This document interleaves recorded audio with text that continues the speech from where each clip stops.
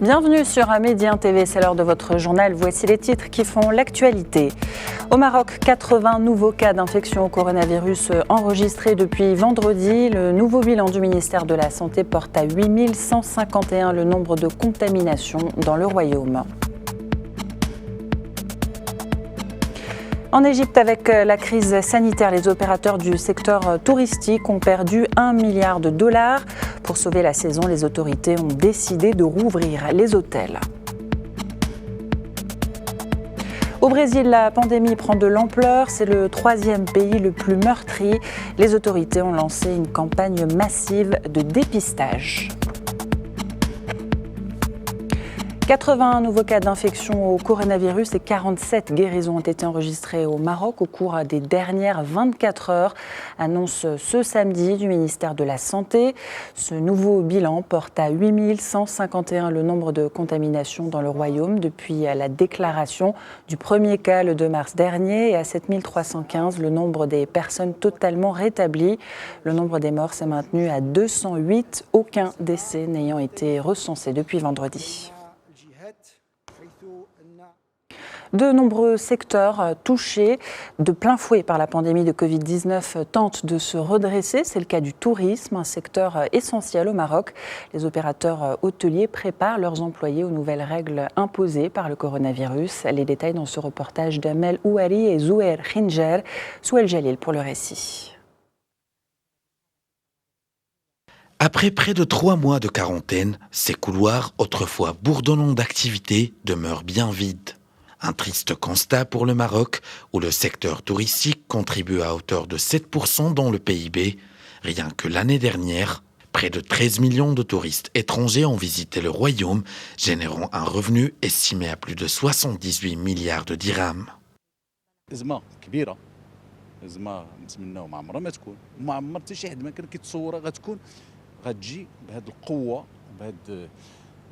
C'est une crise conséquente. Personne ne l'a vu venir, personne n'aurait pu prédire ses répercussions ou sa vélocité. On croyait au début que ça n'allait pas durer, mais plus cette crise se prolongeait, plus on devenait pessimiste. Actuellement, nous redoutons le pire et nous espérons qu'après la pluie viendra le beau temps.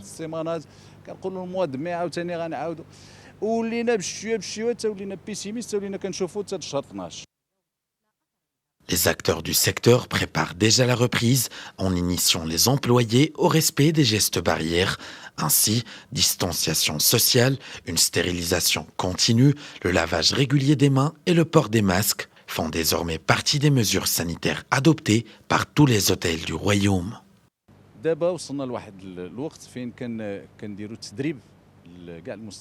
Nous organisons des formations pour tous nos employés afin qu'ils puissent appliquer naturellement les gestes barrières. Notre but est de les préparer à l'après-crise et faire en sorte que tous nos employés soient prêts d'ici la reprise de nos activités. Le magazine spécialisé Travel Daily News a affirmé que le Maroc arrive en tête des destinations touristiques mondiales les plus sûres pour partir en vacances une fois la pandémie terminée.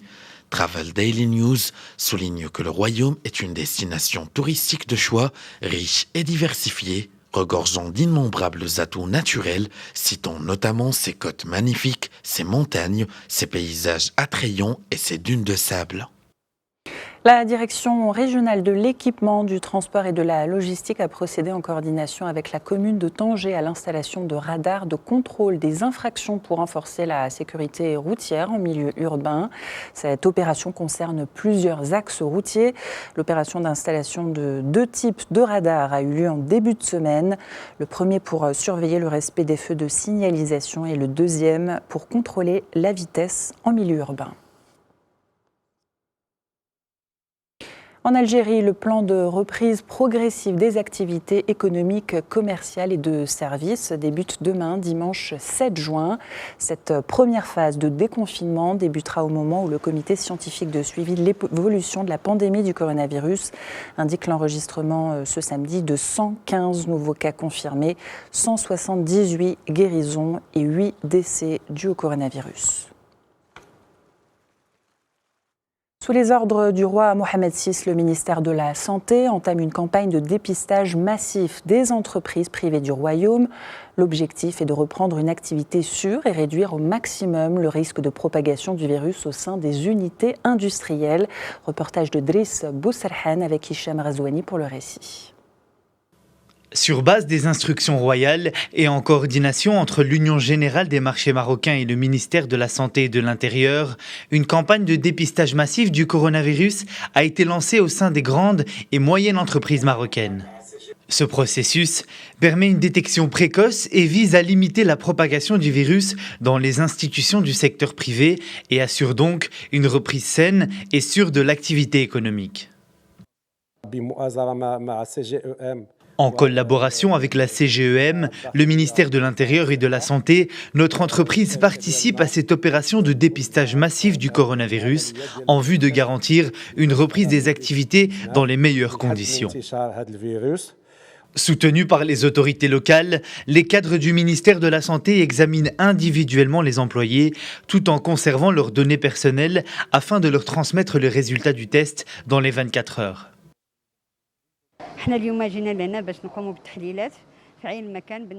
Nous sommes ici aujourd'hui pour faire les tests de dépistage aux employés qui travaillent dans cette entreprise. Comme vous pouvez le voir, ces analyses sont faites par le corps médical et sont ensuite envoyées au laboratoire afin d'avoir les résultats sous 24 heures. Dès lors, nous prévenons individuellement chaque employé du résultat, qu'il soit positif ou négatif au virus. Cette campagne de dépistage massif permet la reprise en toute sécurité et dans les meilleures conditions de l'activité économique des entreprises au Maroc. Le tourisme représente entre 12 et 15% du produit intérieur brut de l'Égypte.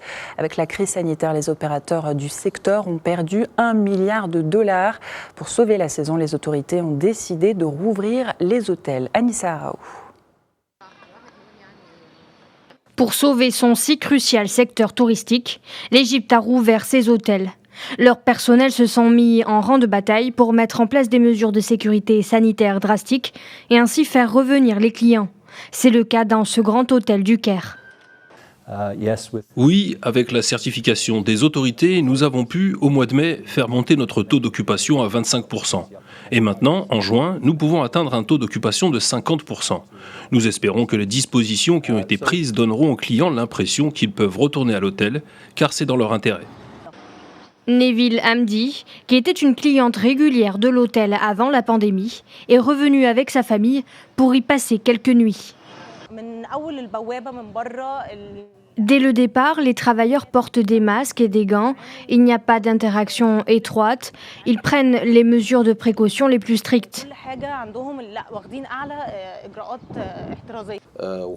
Ils ont désinfecté mon sac. J'ai aussi fait l'enregistrement sans clé. C'est la première fois que je vois cela.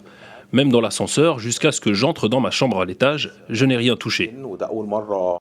Bien que les aéroports restent fermés à tous les vols, sauf les vols intérieurs et de rapatriement, 99 hôtels ont été autorisés à rouvrir au quart de leur capacité habituelle s'ils respectent des protocoles stricts en matière de santé et de sécurité.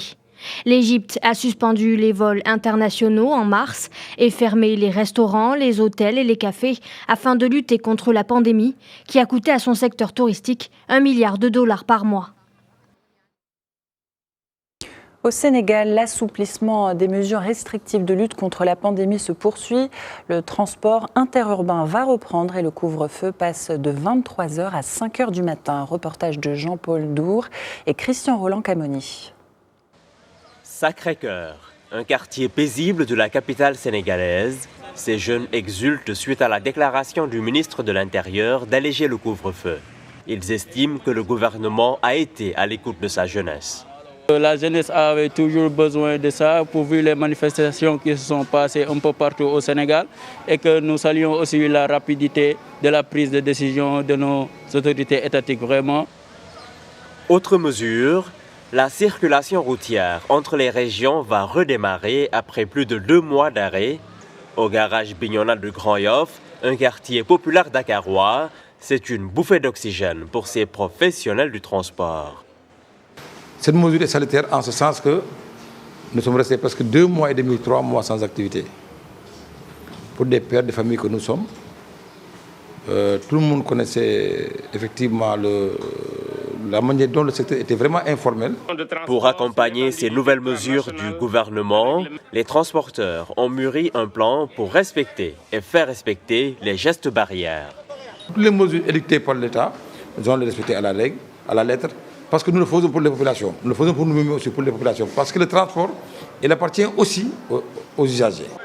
À compter de ce dimanche 7 juin, il sera à nouveau possible au Sénégal de voyager d'une région à une autre, mais sur décision du gouvernement, tous les véhicules de transport doivent prendre le départ à la gare routière des Beaux-Maraîchers dans la banlieue dakaroise.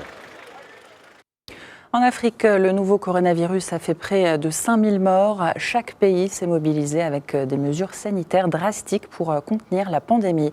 Les développements de Haleb Neni. À chaque pays africain, sa courbe de la Covid-19. Si certains pays comme l'Afrique du Sud, l'Égypte, le Nigeria et l'Algérie, la pandémie leur échappe des mains, d'autres pays ont pu la maîtriser. C'est le cas du Maroc, par exemple, qui a enregistré jusqu'à présent quelques 8000 cas de contamination à la Covid-19, dont plus de 7268 personnes guéries et 208 décès, alors que quelques 276 500 cas ont été exclus suite à des tests négatifs effectués au laboratoire. Même son de cloche du côté de la Tunisie, qui a recensé quelques 1100 cas d'infection à la Covid-19 et a décidé de réouvrir les lieux de culte. En Afrique du Sud, le bilan des personnes testées positives a grimpé à 4792 ce vendredi, ce qui en fait le pays le plus touché par la Covid-19 en Afrique. Le pays compte près de 1000 décès et plus de 21 300 rémissions. Les pays les plus touchés après l'Afrique du Sud sont l'Égypte qui avoisine les 30 000 cas et compte plus de 1000 morts, le Nigeria où le nombre de cas confirmés a grimpé à plus de 11 500 cas et l'Algérie avec environ 10 000 cas, 690 décès et 6 453 guérisons. En Ouganda, où le nombre de cas approche des 600, le Premier ministre ougandais a été placé en isolement après avoir été en contact avec des cas positifs dans son administration. Au Kenya, qui compte près de 2500 cas, des patients vont devoir sortir de l'hôpital faute de place. Au Gabon, là où la barre a franchi les 3000 cas vendredi, les autorités se sont dites inquiètes du non-respect des gestes barrières. Au Ghana, avec plus de 9000 cas infectés, plus de 100 soignants ont été touchés par la pandémie ce vendredi. La pandémie de Covid-19 est aussi une nouvelle épreuve pour le secteur des médias. C'est ce que va nous expliquer Zinab Messali. Bonsoir Zinab. Bonsoir Hanan. Alors comment les médias ont centré leur attention autour de cette crise sanitaire inédite ? Alors le secteur traversait une crise de confiance inédite, mais information oblige. Les citoyens confinés chez eux ont trouvé refuge dans les médias audiovisuels et les réseaux sociaux. Dès le début du mois de mars par exemple, plus de 90% des Italiens, Japonais et Coréens s'informer une fois par jour sur les actualités liées au virus et plus de la moitié plusieurs fois par jour, selon un sondage Edelman réalisé du 6 au 10 mars. La tendance diffère aux États-Unis. La moitié des Américains continuent de faire confiance aux médias traditionnels et beaucoup moins aux réseaux sociaux, selon un autre sondage. Ce qui est vraiment inédit dans cette crise, ce sont les conditions dans lesquelles nous la vivons. Ce qui est nouveau aussi, c'est ce besoin plus fort que jamais d'interaction et de lien. C'est l'une des raisons pour lesquelles médias et presse sont à ce point nécessaires en ces temps de crise. Ils ont un rôle d'intermédiation. La relation des médias avec le public a brusquement évolué, on peut le dire. Comment les médias ont adapté leur contenu ? Tout à fait, Hanan. La plupart des médias ont changé leur contenu de sorte à l'adapter à ces temps inédits en proposant un regard singulier et propre. Les chaînes de télévision, par exemple, ont tenté de se placer non pas du côté de celles et ceux qui fabriquent l'information, mais du côté de celles et ceux qui reçoivent cette information. La télévision est devenue plus interactive, notamment à travers l'enseignement à distance, l'annonce des mesures de confinement, des directives et conseils pour protéger les citoyens du virus, information en temps réel pour éviter la panique et la prolifération des fake news. Alors, la relation média-public a changé, le traitement de l'information par les journalistes aussi. Tout ou presque tourne autour de cette crise sanitaire. Médiatiquement, on appelle ce type de phénomène un blast, c'est-à-dire un événement qui efface tous les repères traditionnels, toutes les grilles et presque toutes les autres informations. Pendant ce temps-là, il se passe bien des choses d'autres dans le monde, mais on en parle peu. Les autres sujets doivent lutter pour exister. Ce constat peut être frustrant pour une partie de l'audience, l'est aussi chez certains journalistes. Mais Zineb, qu'en est-il de la presse papier ? Alors, Hanan, de nombreux journaux ont pris du retard et le constat est mondial. Plusieurs supports s'appuient encore sur le papier, plus rentable, même si il est de moins en moins lu. Imaginons un journal sportif sans sport en ces temps de confinement ou un journal culturel sans culture ni calendrier de festival ou d'exposition. Comme les médias audiovisuels, le print est aussi en train de se réinventer. La structure du financement pour la presse papier passe avant tout par la publicité. Avec la crise, ce sont là des recettes qui partent en fumée. Passé cette crise de coronavirus, beaucoup de journaux devront fermer leurs portes et diminuer de leur effectif. Merci Zineb. Merci. Après les États-Unis et l'Italie, le Brésil est le troisième pays le plus endeuillé au monde par le coronavirus. Le gouvernement a lancé une campagne massive de dépistage pour lutter contre la pandémie. Un retournement de situation puisque le président a appelé il y a quelques jours à déconfiner progressivement le pays. Anissa Araou. Un chapiteau dressé pour accueillir les automobilistes et enclencher une campagne massive de tests du coronavirus. Pendant le processus, ni le conducteur ni les passagers n'ont besoin de sortir de leur véhicule. Une application à télécharger, un QR code automatiquement généré et des résultats envoyés directement aux concernés.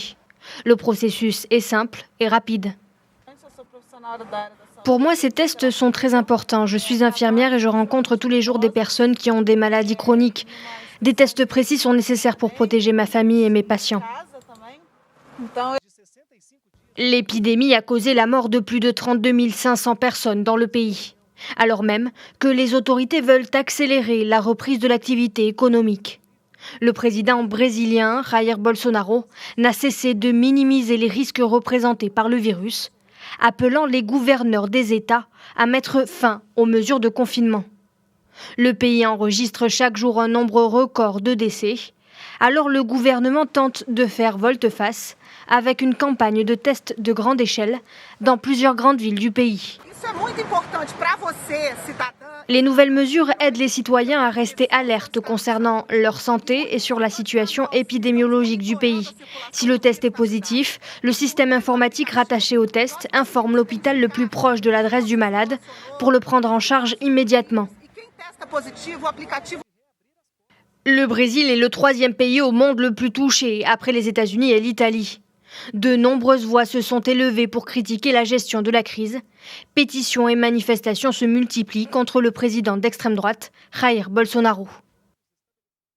Aux États-Unis, Joe Biden a été officiellement investi candidat démocrate à l'élection présidentielle. Il affrontera Donald Trump à l'automne.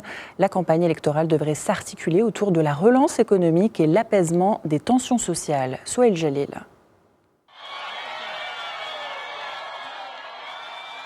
C'est chose faite. En vue des élections présidentielles prévues le 3 novembre prochain, l'ancien vice-président de Barack Obama, Joe Biden, remporte officiellement l'investiture du Parti démocrate. Biden sera donc le challenger officiel de Donald Trump. L'ex-sénateur du Delaware n'a pas tardé à lancer les hostilités.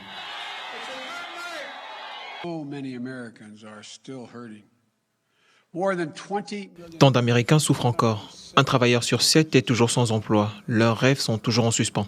Qu'adviendra-t-il d'eux? Pourront-ils payer leur loyer, leur crédit? L'économie s'annonce comme le thème dominant de la campagne dans le contexte actuel marqué par les répercussions de la pandémie qui a privé des millions d'Américains de leurs emplois. Donald Trump ne comprend toujours pas. Il est complètement inconscient du fait que des dizaines de millions de personnes font face à la plus grande crise de leur vie.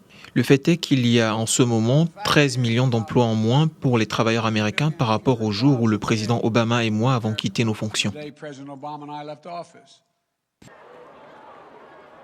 Pour l'heure, le pays fait face au pire taux de chômage depuis la Grande Dépression de la décennie 1930. L'autre enjeu de la campagne sera d'apaiser une Amérique où les spectres des tensions raciales ont ressurgi après la mort de George Floyd, un Afro-Américain de 46 ans décédé lors de son interpellation le 25 mai dernier. Les membres de l'Organisation des pays exportateurs de pétrole, l'OPEP, se sont mis d'accord pour proposer à leurs alliés de prolonger d'1 mois les coupes drastiques auxquelles ils s'astreignent pour stabiliser les prix. Cette décision des membres menée par l'Arabie saoudite doit encore emporter l'adhésion de leurs 10 alliés de l'OPEP+, avec lesquels ils négocient par visioconférence. Un premier round de discussion ce samedi entre membres de l'OPEP a débouché sur une entente pour une extension d'1 mois en juillet, selon le ministre algérien de l'Énergie. C'est la fin de ce journal. L'actualité se poursuit sur Médien TV et sur le site medientv.com.